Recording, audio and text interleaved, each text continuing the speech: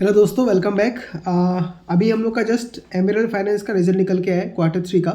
और जैसा कि आप सबको पता है कि ऑलरेडी इस कंपनी में हम लोग का एक छोटा सा इन्वेस्टमेंट है, क्योंकि हम लोग जो भी कंपनी को नया पढ़ते हैं उसमें एक छोटा सा एलोकेशन लेके स्टार्ट करते हैं और जिस तरीके से उसका परफॉर्मेंस बढ़ते रहता है उसी तरीके से हम लोग का उसमें एलोकेशन भी इंक्रीज़ करते रहता है।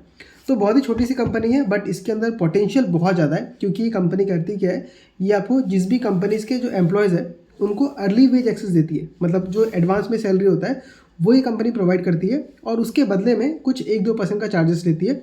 और उसके साथ ये इनका टेक्निक है कस्टमर को एक्वायर करने का। इस तरीके से एक बार अगर कस्टमर एक्वायर हो गया तो फिर आगे जाके उनको और भी बहुत सारे सर्विसेज दे सकती है, जैसे लोन देना हो गया, गोल्ड लोन हो गया, इंश्योरेंस बेचना हो गया, म्यूचुअल फंड बेचना हो गया।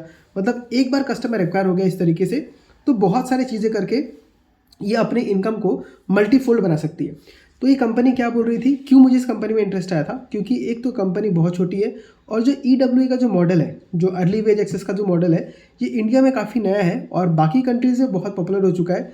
तो यहाँ भी चांसेस है कि बहुत पॉपुलर हो जाए और बहुत बड़ा बन जाए।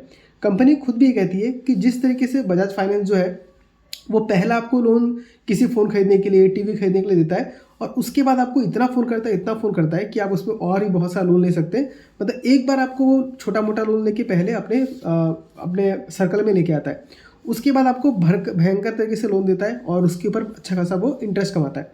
तो जिस तरीके से बजाज फाइनेंस एक छोटा लोन देके शुरू करती है, उसी तरीके से जो एमरल्ड फाइनेंस है वो आपको अर्ली वेज एक्सेस देके आपको अपने कब्जे में लेती है, मतलब आपको अपने फील्ड में ले लेती है। उसके बाद आपको बहुत सारा वो क्रॉस सेल कर सकती है। तो कंपनी ने क्या कहा था, मुझे इंटरेस्ट क्यों आया था इसमें, कि कंपनी ने कहा था कि अगले 2 से 3 साल में हम अपने प्रॉफिट को 8 से 10 गुना कर सकते हैं। बहुत बड़ा क्लेम था, जिसकी वजह से मुझे इसमें इंटरेस्ट आया और बिजनेस मॉडल भी काफ़ी सही लगा तो मैंने इसे इन्वेस्ट किया। और आज अगर इसका रिजल्ट देखेंगे तो इसने रिजल्ट भी अच्छा खासा दिया है, बहुत इंप्रेसिव नहीं बोलूँगा बट अच्छा खासा रिजल्ट है। क्योंकि पिछले क्वार्टर में जो इनका सेल्स था, रेवेन्यू था, वो 5.72 करोड़ था और अब जाके 7.80 करोड़ का हो चुका है। लगभग 36% का ग्रोथ देखने के लिए मिल रहा है, ठीक ठाक ग्रोथ है उसमें। और अगर हम पैट देखें तो पैट में भी आपको लगभग 315 करोड़ का पैट है और पिछले साल में 173 करोड़ का पैट था। ऑलमोस्ट डबल के आसपास दिख रहा है, मेरे ख्याल से 70-80% ग्रोथ है। तो अगेन यहाँ पे आपको क्या दिख रहा है कि सेल्स ग्रोथ में आपको 30% दिखा, बट पैट आपको कितना बड़ा, डबल से ज़्यादा हो गया। मतलब 50 डबल नहीं, आपको ऑलमोस्ट 60-70% दिख रहा है। यानी यहाँ पे कंपनी को ऑपरेटिंग लेवरेज मिल रहा है। और इसी के साथ कंपनी नए नए जो बड़े बड़े कॉर्पोरेट्स हैं उन सब के साथ टाइप कर रही है, जिसकी वजह से इनका जो बहुत सारा जो कस्टमर बेस है, क्लाइंट बेस है, वो बढ़ जाएगा और उनके सारे एम्प्लॉयज़ को ये फिर EWA का फैसिलिटी दे सकते हैं। दूसरा अगर मैं यहाँ पे देखूँ तो इन्होंने भी गोल्ड लोन का भी स्टार्टिंग किया है, क्योंकि गोल्ड अभी बहुत ज़्यादा ट्रेंड में है और कई सारे लोग गोल्ड का जो दाम बढ़ रहा है उसका फ़ायदा उठा के उसको क्या बोलते हैं, उसके ऊपर लोन लेके अपने काम को फुलफिल कर रहे हैं। तो एमरल्ड फाइनेंस का अभी सिर्फ इतना ही रिजल्ट निकल के आया है, अभी उनका जो कॉन कॉल है वो हुआ नहीं है। जब कॉन कॉल होगा तो हमको और क्लैरिटी मिलेगा कि वहाँ पे NPS कितने हैं या जो भी हुआ है, क्योंकि यहाँ पे तो NPA के बारे में कुछ बताया नहीं है। बट जैसे ही कॉन कॉल हो जाएगा उसको सुन के मैं इसमें डिटेल में आपको वीडियो बनाऊंगा।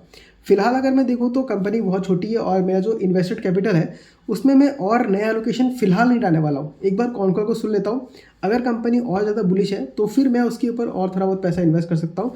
बट अभी के लिए मैं उसमें वेट एंड वॉच करना चाहूँगा, होल्ड करना चाहूँगा। अगर आपने भी एमरल्ड फाइनेंस में इन्वेस्ट किया हुआ है तो कमेंट करके जरूर बताइए कि आप इस कंपनी के बारे में क्या सोचते हैं।